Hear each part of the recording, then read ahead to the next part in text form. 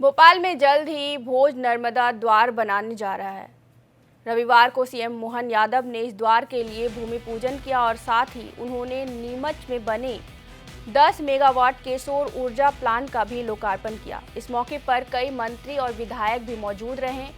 नगर निगम भोपाल शहर में 2 मुख्य द्वार बनवा रहा है, एक होशंगाबाद रोड पर और दूसरा इंदौर भोपाल रोड पर बनेगा। मुख्यमंत्री मोहन यादव ने कहा है कि शिक्षा नीति 2020 के बाद अब हमारे पास अधिकार आया है कि राजा भोज सहित अन्य महापुरुषों के गौरवशाली इतिहास को पाठ्यक्रम में शामिल कर सकते हैं। हम राजधानी भोपाल के मुख्य प्रवेश मार्गों पर महापुरुषों की स्मृति में भव्य सांस्कृतिक द्वार निर्मित कराएंगे, जिससे भावी पीढ़ियां अपने गौरवशाली अतीत से जुड़ सके और सांस्कृतिक चेतनाओं को सजीव अनुभव कर सके।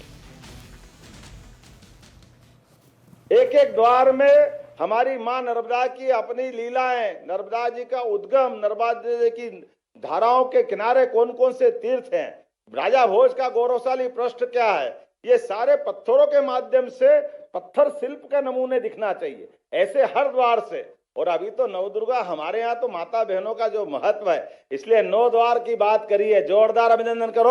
अभी पाकिस्तान को जो पटकनी दी है हमारी बहन सोफिया और व्योमिका के माध्यम से दुनिया के सामने पहली बार यशस्वी प्रधानमंत्री ने सबके सामने उनकी अपनी महत्ता दिखाते हुए सबके सामने इस बात को सम्मानित करके दिखाया कि हाँ, हमारी बेटियों ने भी अपनी युद्ध की विभीषिकाओं का वर्णन संसार के सामने रखने के लिए उनको मौका दिया गया। जोरदार अभिनंदन करो यशस्वी प्रधानमंत्री का, जिनके नेतृत्व में भारत ने वो अद्वितीय जीत हासिल करी। हमारे दुश्मनों की क्या कमर तोड़ी है कि हमको लगा कि हाँ, यशस्वी प्रधानमंत्री कोई हो तो नरेंद्र मोदी जैसा और सेना हो तो भारत जैसी सेना हो। हमारे लिए शिक्षा नीति 2020 के बाद अब अधिकार आया है कि भोज सहित हमारे सारे गौरवशाली पृष्ठों को हम अपने पाठ्यक्रम का हिस्सा बनाएं, ताकि स्कूल, कॉलेज ऐसे कई विषयों में हमको जानकारी हो। ये सब बातें पहुंचना चाहिए, इसलिए हम अपने पाठ्य पुस्तक में भी उन सारे विषयों को लाएं।